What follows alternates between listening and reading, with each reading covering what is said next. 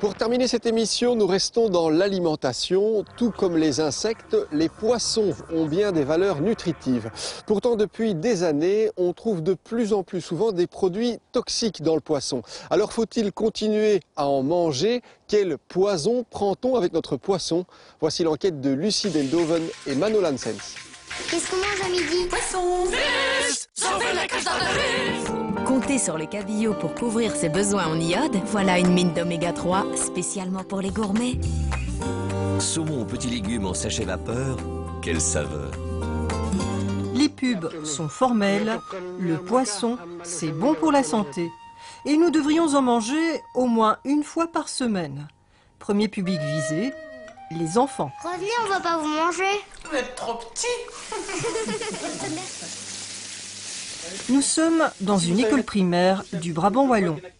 Eurotoc, une association européenne de chefs-coqs, y organise une initiation aux saveurs du poisson. Mais c'est vrai que vous avez des cabiots en général. C'est très bon. C'est bon au goût et c'est bon pour la santé. Je mange plutôt des fish sticks. Les fish sticks, voilà sous quelle forme aujourd'hui les enfants connaissent le plus souvent le poisson. Alors, en voir un en vrai, c'est plutôt un événement. Mais encore faut-il vaincre sa répugnance naturelle. Mais ça sent le poisson frais, ça sent le poisson, c'est pas une odeur qui est désagréable. Je veux pas ça pour ceux qui n'avaient pas encore vu un vrai saumon. C'est un peu gluant, hein, ça c'est vrai. Alors qui peut me dire pourquoi il faut manger du poisson? Pour manger sainement et pour être en bonne santé. Parce qu'il contient les oméga 3. Voilà, ça c'est très bien. C'est quoi un oméga 3 exactement? Et oui, c'est la colle. Pour y répondre, nous devons nous adresser à un spécialiste. Un oméga 3, en fait, c'est un acide gras. Ça fait partie de la famille des lipides. Et des apports suffisants en oméga 3 sont intéressants parce qu'on a remarqué que cela diminuait le risque de développement de certaines pathologies comme des maladies cardiovasculaires. Ça permet également une amélioration du fonctionnement de notre système nerveux et notamment du développement cérébral. Alors, dans notre alimentation, nous avons trop peu d'oméga 3 à longue chaîne, donc ces oméga 3 particulièrement efficaces qu'on trouve spécifiquement dans les poissons. Mais il n'y a pas que de bonnes choses dans le poisson. Certaines études sont même plutôt alarmantes. Nous sommes au bord de l'ancien canal Bruxelles-Charleroi. Lucien est un pêcheur chevronné. L'une de ses pêches favorites, l'anguille. Il l'apprécie beaucoup pour son goût. Ce poisson gras est aussi particulièrement riche en oméga 3. C'est pas évident, ça se tortille, hein. Hop là. C'est une belle pièce? Je peux dire que c'est une moyenne, une anguille d'environ 400 grammes. Vous allez la consommer? On ne peut pas la consommer, donc elle doit retourner à l'eau. On ne peut pas la consommer? Non. C'est interdit? C'est interdit par la loi, pour des raisons de santé publique principalement. Au grand désespoir de Lucien, la région wallonne interdit depuis 2005 la consommation d'anguilles pêchées dans nos rivières. Des études ont démontré qu'elle avait une teneur en PCB et dioxine 10 à 15 fois plus élevée que les normes européennes.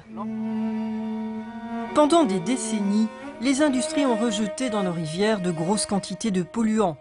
Parmi ceux-ci, les PCB, une substance huileuse toxique issue notamment des transformateurs électriques. Le fond de certaines de nos rivières en sont aujourd'hui complètement tapissés. Ces polluants ont progressivement gagné nos mers et nos océans. Selon une étude publiée en février dernier par le magazine Science, 96% de la surface des eaux du globe sont polluées. Parmi les zones les plus touchées, la mer du Nord et l'Atlantique Nord.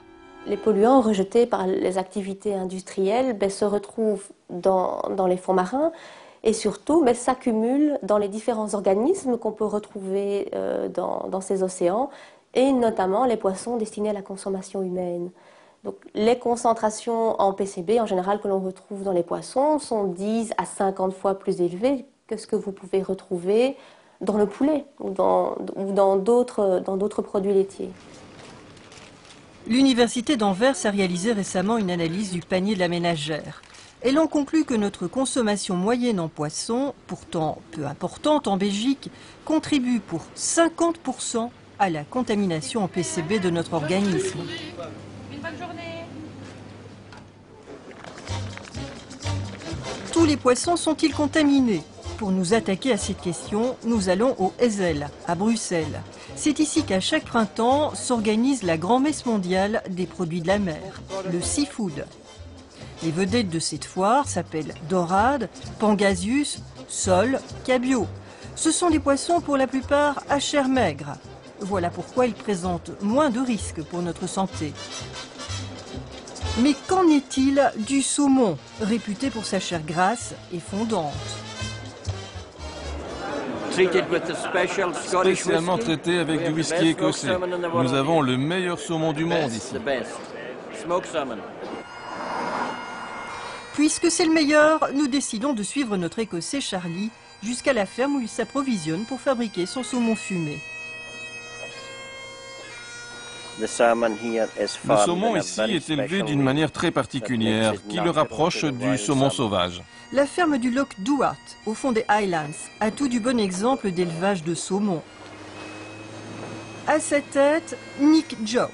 Depuis 30 ans, son leitmotiv est de produire un saumon de qualité tout en respectant l'environnement. 3600 tonnes de saumon sortent chaque année de sa ferme. Une infime part de la production écossaise, mais ici, au lieu d'une densité généralement de 15 000 saumons par cage, nous en avons seulement la moitié.